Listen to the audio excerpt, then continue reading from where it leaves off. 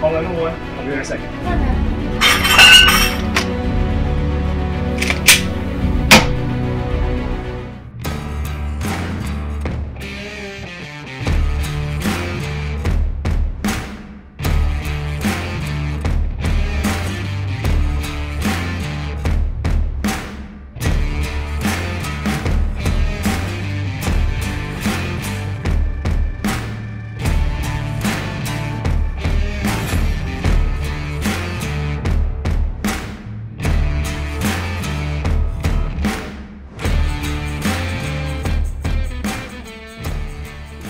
It's a scary thing to think about, but unfortunately, it's more common than we may think. Here's a few statistics that shocked me while I was doing research for this video. According to the Department of Justice, 1.03 million home invasions occur each year in the US alone. That's almost 2 homes every single minute. And according to the FBI, you can expect 1 in every 36 homes to be robbed. Robbery, by the way, is done while the homeowner is at home and usually involves some use of threat or force. Now, I'm not telling you these statistics to scare you. I think we're all vulnerable to the "it won't happen to me" mindset at some point, and these statistics go to show that home invasions are something we should be taking seriously. With that being said, the information in this video will hopefully help to greatly reduce the chances of your home ever becoming invaded in the first place.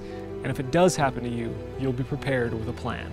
Now, before we jump in, I do want to introduce my good friend, Mr. Dave Hendrickson of the United States Air Force.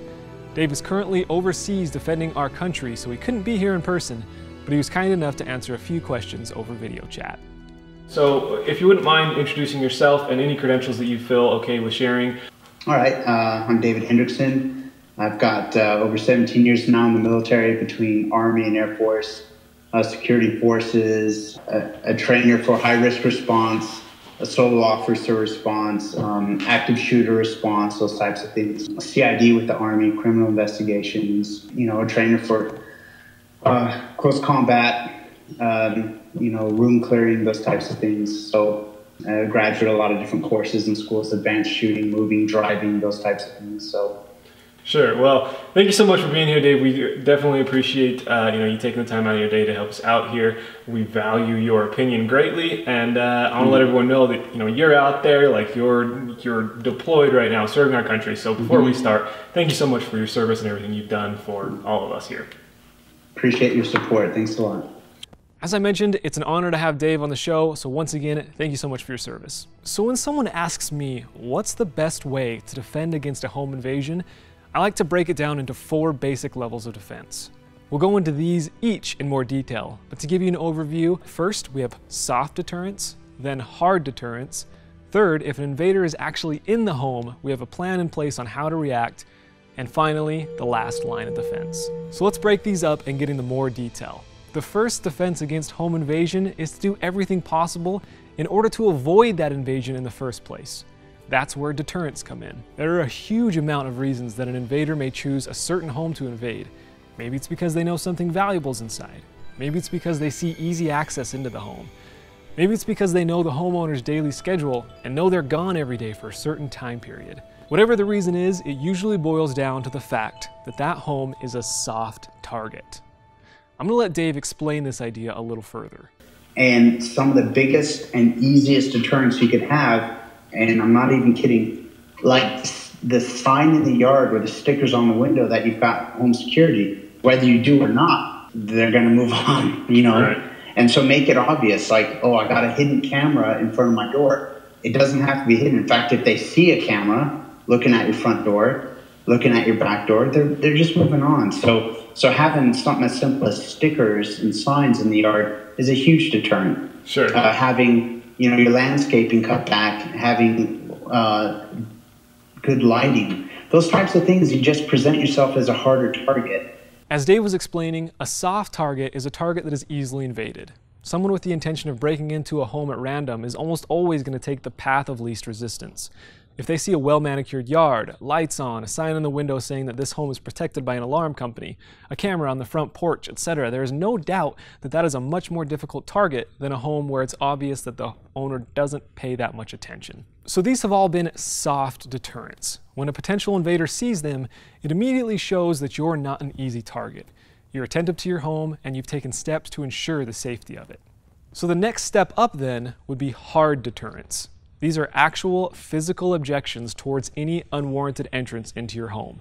These are things like security bars on doors, wooden dowels on sliding doors or any windows, or putting thorn bushes underneath accessible windows. Locks are only there to keep honest people out. Locks are easily defeated, especially by professionals. The construction, nothing, a swift kick or a crowbar can't force a window or door open. And it can happen very quickly without, to someone who's trained, it would cost them maybe one step. It's that fast. Wow. Step up to the door, go through. So in the time it takes them to take one step, they could be through. When you're looking at maybe making yourself a physically hard, there's really good aftermarket things for doors, things that go on the bottom, things that are very simple. Once you close the door, once you lock it. For windows, like just cutting a piece of doweling, a piece of wood to the length, and so it sets inside the track of the window. Sure. And they have to break the window if they're coming through, which is exactly, if they're going to come through, you want it to be loud and messy. That gives you the most warning. It gives them, it's a hassle to go through. The windows do not break clean, and the doors will have to come off their own hinges, and or they're going to have to come through the wall next to the door if they want to get through. And then, well, you've got if they're that determined, you got plenty of warning. I love how Dave mentions adding that extra layer of security because it's so true. Locks are just the illusion of security. I bought a $30 lockpicking kit off Amazon and was able to unlock a deadbolt in under a minute without any training at all. Imagine a professional. Oh, I felt something. I don't know if I got one of them. Whoa, whoa, whoa, whoa, whoa. Bro, I just unlocked that thing. So having that security bar on your door and those dowels on sliding doors or windows really helps to ensure that no amount of natural human force can come into your house quietly. This means that the only way someone is getting into your home is by pure overwhelming force. They're having to break through a window or a wall. This allows you, the homeowner, to have the most time to react. So to recap our first and second lines of defense, we want to deter potential invaders before they even choose our house to invade by making it apparent that it's a hard target. So what do we do once the invader has committed to entering our house, even through all those deterrents? We all have plans for our family in the case of natural disasters like fire, earthquakes, and flooding. Home invasion should be no different. This is a conversation you need to have with everyone in your household, and everyone needs to be on the same page about what to do and where to go. If you've taken the time to properly set up your deterrents, you should have the most notice possible because you'll hear the break-in the second it happens. So what should your plan consist of? I think most untrained gun owners want to grab their gun in the nightstand, channel their inner Rambo, and go hunting for an intruder. And in most scenarios, I think this is probably honestly the worst thing you can do. And here's why. There are so many unknown variables. You have no idea how many people could be in your house and at what mental state they're in. Are we dealing with the cartoonish ski mask wearing intruder carrying a crowbar?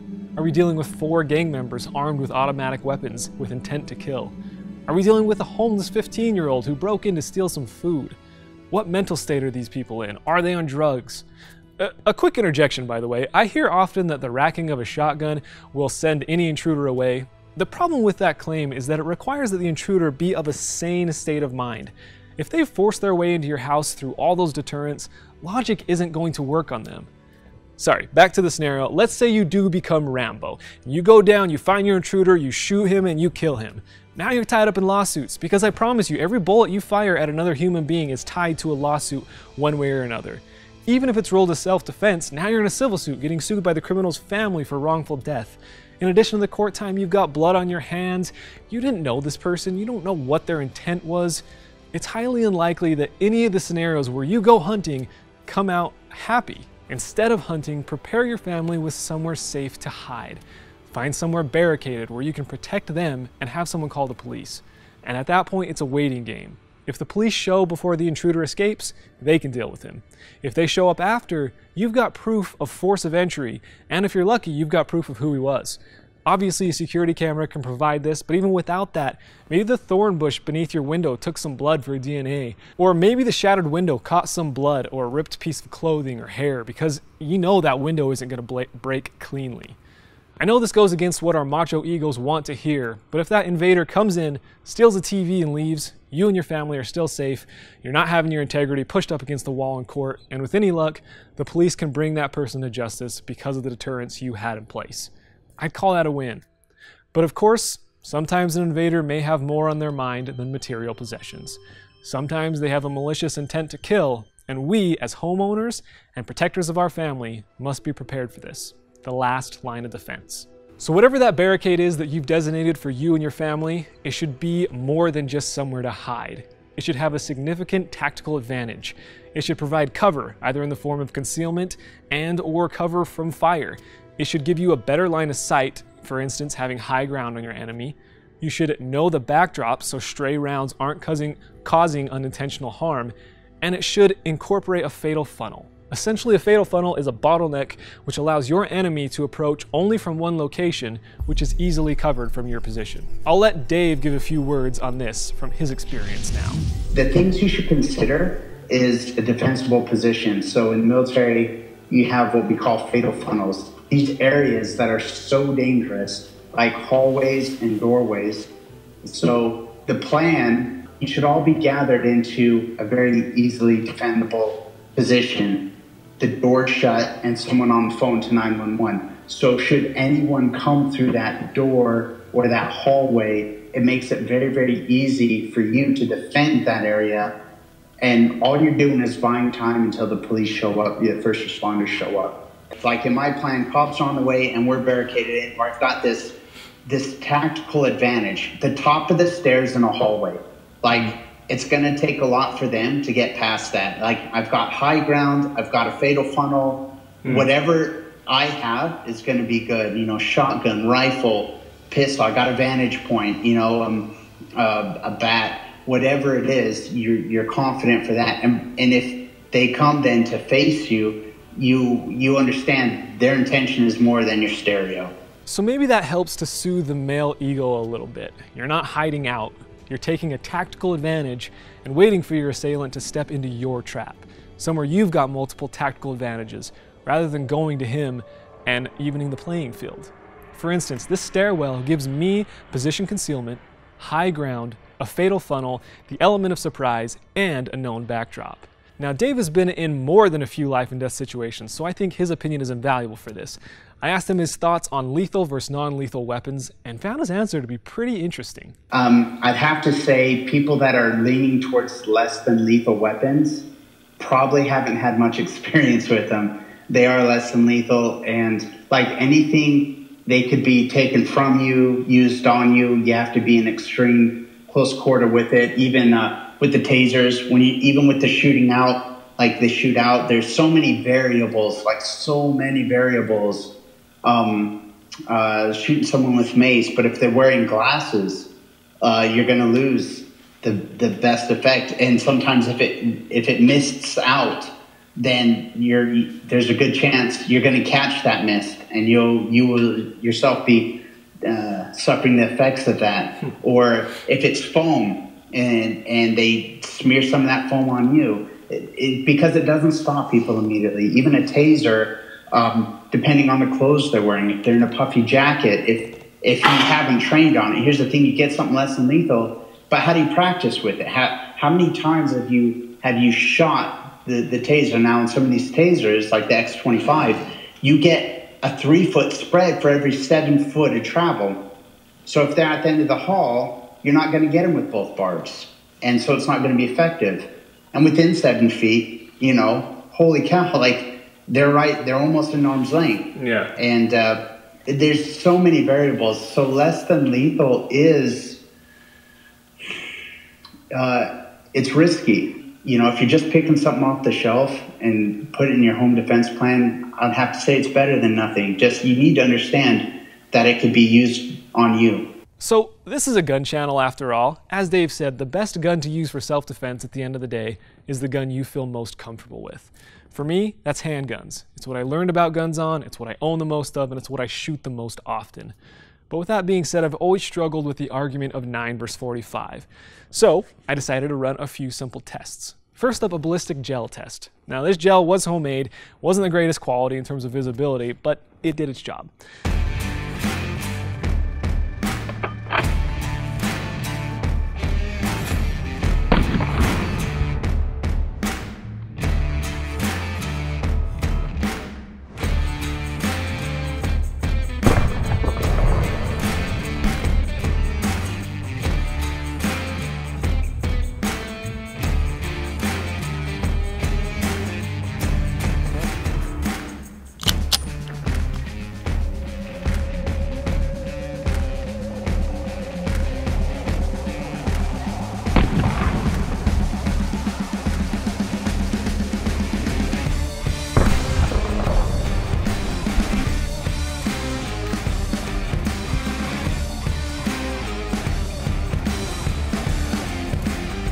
I don't know if you can see, this thing went flipping end over end.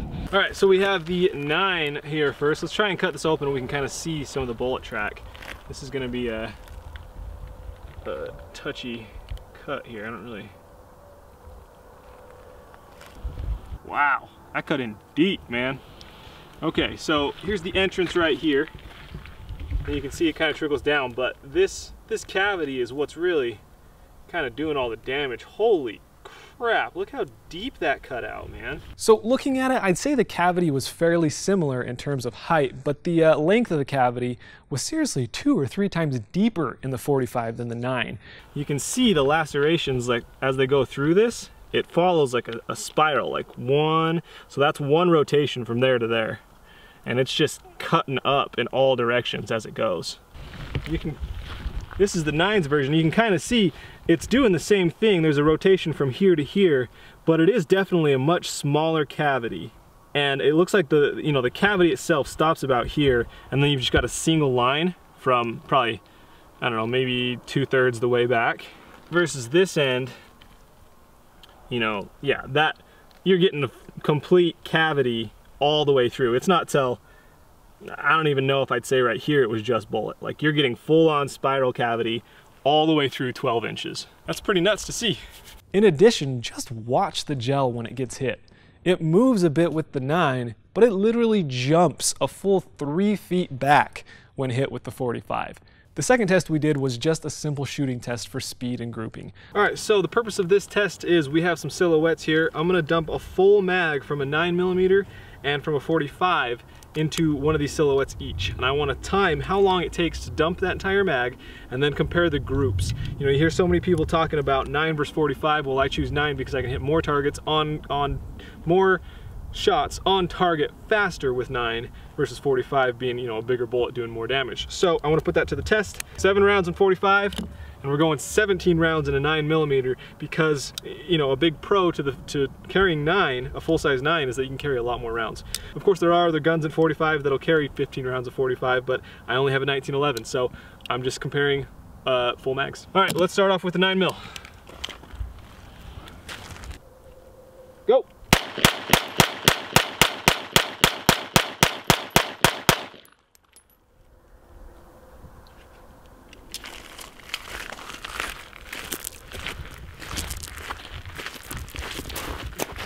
Okay, so that was 4.8 seconds, and that wasn't just pulling the trigger as fast as I could. That was still somewhat trying to find my sight picture each time.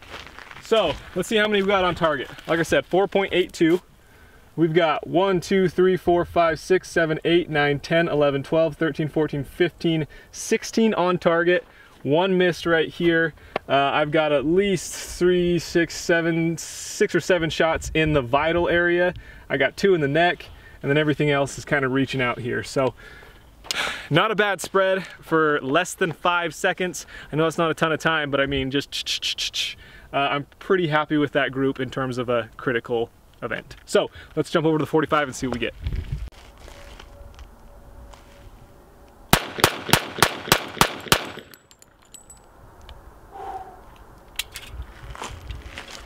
That was probably closer to 2 seconds with reaction time. All right, so we were at 2.2 seconds, give or take a little bit for reaction time.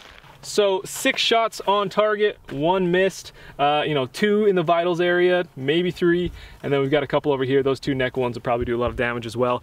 And the 45 we saw from the ballistic gel is doing a lot of damage. So I don't know, you think about it, I shot 7 rounds in about 2 seconds or 17 in about 4 seconds. So it's pretty close to the same rate firing 45 or 9. Granted, my 9 was a little better grouped, but I was still within a human silhouette at, I don't know, about 10 yards. 10 yards? Is that how far it was? Let me see how far I am.